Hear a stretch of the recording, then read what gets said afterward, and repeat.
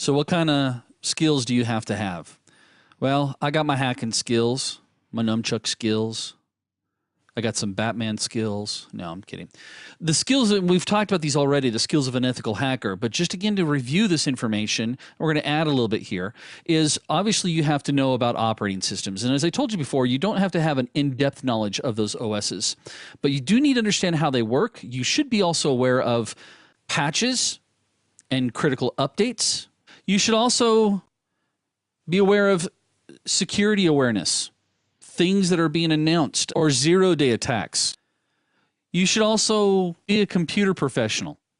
You should be very, very comfortable around computers. You never want to walk up and go, wow, that's kind of cool looking. What's that called? That's a mouse. You also need to be a network guru. You should understand TCP/IP. You should understand how it operates.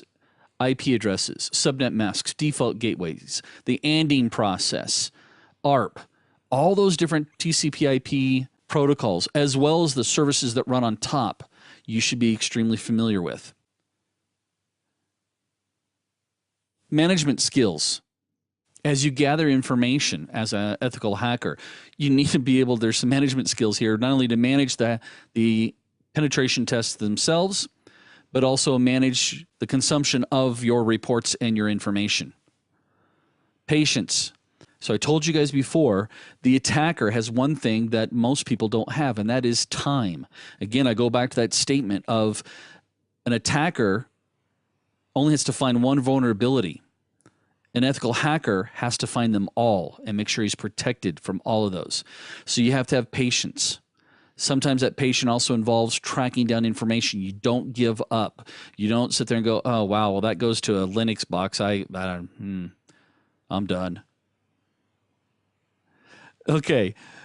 Software knowledge. Not just, hey, I know about QuickBooks, and there's this thing called Word. What I mean by software knowledge is understanding how software gets implemented and installed.